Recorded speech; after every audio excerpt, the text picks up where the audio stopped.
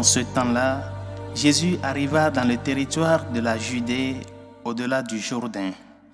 De nouveau, des foules s'assemblèrent près de lui et de nouveau, comme d'habitude, il les enseignait.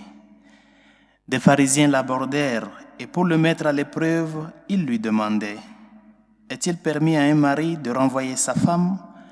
Jésus leur répondit « Que vous a prescrit Moïse ?» Ils lui dirent « Moïse a permis de renvoyer sa femme à condition d'établir un acte de répudiation. » Jésus répliqua « C'est en raison de la dureté de vos cœurs qu'il a formulé pour vous cette règle. Mais au commencement de la création, Dieu les fit hommes et femmes. À cause de cela, l'homme quittera son père et sa mère, il s'attachera à sa femme et tous deux deviendront une seule chair. Ainsi, ils ne sont plus deux, mais une seule chair. Donc, ce que Dieu a uni, que l'homme ne le sépare pas. » De retour à la maison, les disciples l'interrogeaient de nouveau sur cette question. Il leur déclara « Celui qui renvoie sa femme et en épouse une autre devient adultère envers elle. Si une femme qui a renvoyé son mari en épouse un autre, elle devient adultère. » Acclamons la parole de Dieu. Louange à toi, Seigneur Jésus. L'un des points les plus notables du message de Jésus, la nouveauté qu'apporte le message du Seigneur Jésus-Christ, de par la loi antique, c'est son enseignement sur l'indissolubilité du mariage. C'est l'une des questions d'actualité aujourd'hui. Tant de débats s'établissent autour de cette question, non pas seulement dans le contexte ecclésial, même hors de ce contexte. Il y a ce débat aussi qui occupe les tables et les conférences. Non? L'homme se pose la question, est-il vrai que l'union de l'homme et de la femme dans le contexte matrimonial est faite pour toute la vie? C'est-à-dire, reprenant cette question dans un contexte que le pape Benoît XVI avait formulé, l'homme peut-il s'engager pour toute la vie? C'est ça la question. L'homme peut-il s'engager pour toute la vie? Et c'est ce débat qui occupe aujourd'hui les auditoires, les conférences, même au sein de l'Église. Rappelez-vous bien qu'il y a quelques années, 2 synodes ont été célébrés sur la famille. Synodes qui ont donné lieu à l'encyclique Amoris Laetitia.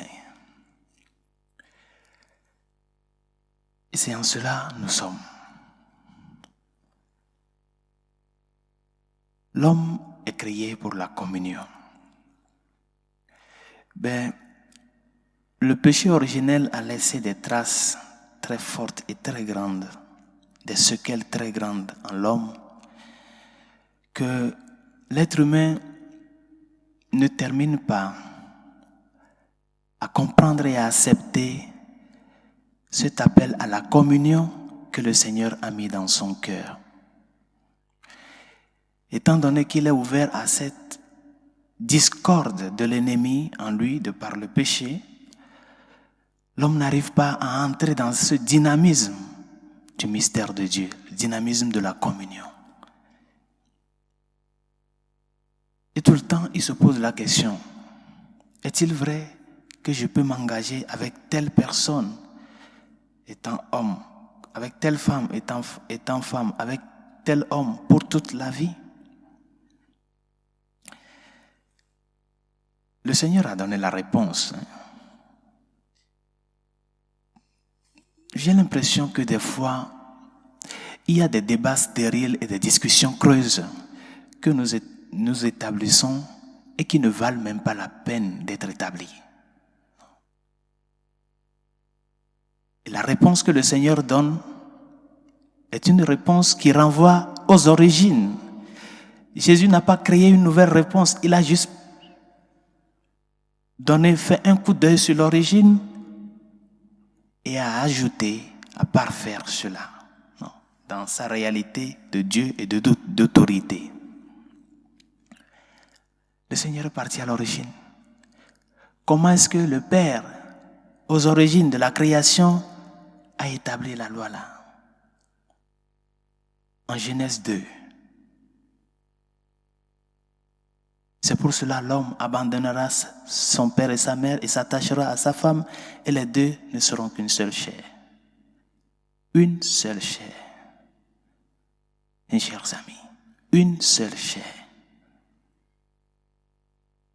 Maintenant, pourquoi tous ces débats? Si Dieu lui-même, dans sa réponse, nous amène aux origines de la création. Pourquoi tous ces débats? Pourquoi tous ces tiraillements? C'est comme si nous sommes en train de dire que les réalités qui nous définissent peuvent être changées de par le temps. Comment est-ce que ce qui nous définit de par notre personne, de par notre essence, va changer avec le temps? C'est comme si tu me dis, bon, Dieu ne savait pas le futur. Il ne savait pas qu'après 2000 ans, bon, l'humanité serait telle. C'est pour cela, bon, il a fait cette loi-là pour les gens de ce temps-là. Comment est-ce que Dieu, l'omnipotent, l'omniscient ne connaît pas le futur? Il sait parfaitement ce qu'il y a, mes chers amis. Nous ne pouvons pas jouer avec les réalités essentielles de notre vie. Nous ne pouvons pas commencer à tordre le cou à l'ordre naturel. Et quand l'homme commence à définir les réalités essentielles de sa vie avec des opinions personnelles, nous voyons de par où nous sommes en train d'aller aujourd'hui. Avec des lois contre nature, l'homosexualité, l'idéologie du genre. C'est comme ça. Quand l'homme se dévie du chemin que Dieu lui a tracé, il est capable de faire n'importe quelle horribleté. Et c'est pour cela que nous sommes appelés à revenir à la source, pour pouvoir boire de la source, bien chers amis. Le mariage est indissoluble. Le lien matrimonial est fait pour toute la vie. Il n'y a pas à le discuter. Et c'est pour cela le Seigneur, dans l'Évangile, qu'est-ce qu'il a dit? Pour réaffirmer cet enseignement-là, qu'est-ce qu'il a dit? Ce que Dieu a uni, que l'homme ne le sépare pas. Quel est l'enseignement de cela? C'est pour nous dire que le divorce ne rompt pas le lien matrimonial. Le divorce est une concession de fait pour juste pallier à un problème ou à une situation. C'est un mal mineur. Mais le divorce ne rompt pas le lien matrimonial, bien chers amis. Parce que le lien matrimonial est un lien naturel. C'est fait pour toute la vie. Et c'est pour cela que le Seigneur dit aux pharisiens, c'est à cause de la dureté de votre cœur que Moïse a permis cela. Mais ce n'est pas ça l'origine. C'est-à-dire que l'homme ne peut pas rompre avec le plan de Dieu. Bien sûr, Moïse a permis le divorce, mais ce divorce ne peut pas aller à l'encontre de l'ordre naturel, de l'ordre divin. Le divorce ne rompt pas le lien matrimonial. C'est pour cela que le Seigneur dit que celui qui se divorce d'une femme et se met en relation avec une autre comme un adultère. C'est-à-dire que le lien matrimonial existe hors du contexte de divorce.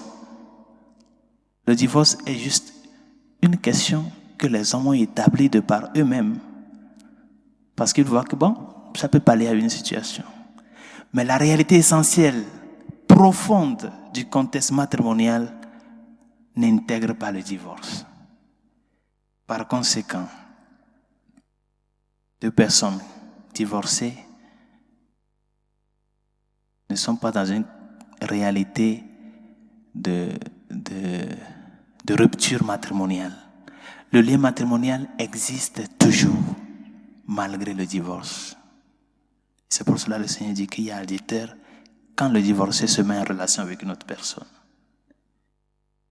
Bien chers amis, revenons à l'enseignement du Seigneur. Buvons à la source. Luttons pour être des personnes qui s'engagent pour toute la vie. Apprenons à nous engager pour toute la vie. Sachant qu'il y aura des croix et des difficultés, mais ensemble, unis, étant une seule chair, nous allons surmonter ces difficultés-là. Non pas chercher à avoir d'autres solutions qui nous amènent au divorce. Qu'est-ce que je peux faire pour sauver ma famille, pour sauver mon mariage? C'est ça la question qu'il faut se poser devant les difficultés. Et enseigner aux jeunes, à nos enfants, qu'on s'engage pour toute la vie. Par conséquent, ce n'est pas des choses avec lesquelles il faut jouer. Il faut se préparer pour pouvoir se marier et être disposé à endosser le sacrifice pour pouvoir sauver sa famille. C'est ça. Sinon, si nous ne sommes pas dans cette logique, nous sommes en train de créer des structures de péché au jour le jour. Tu sors de telle relation, tu es dans telle autre relation, tu penses qu'il n'y a rien. Il y a des séquelles. Le lien matrimonial naturel ne seront jamais. Apprenons à être des personnes sincères dans nos relations, des personnes qui se sacrifient, qui s'engagent, non pas pour ce qui est, non pas pour la beauté du mariage, mais qui s'engagent pour un bien majeur, la communion avec Dieu à travers cette communion matrimoniale. Et c'est pour cela que l'Église elle-même a reconnu en cela qu'il y a une grande vérité derrière cela. L'Église a reconnu que c'est un grand acte à travers lequel nous vivons la réalité de la transmission de la vie et de la fécondité de l'amour. Que le Seigneur nous aide à ce que notre oui soit oui et notre non soit non. Que rien, les difficultés, les croix ne nous amènent pas à aller à l'encontre de la volonté de Dieu, mais plutôt lutter pour que cette volonté soit faite au jour le jour dans notre vie.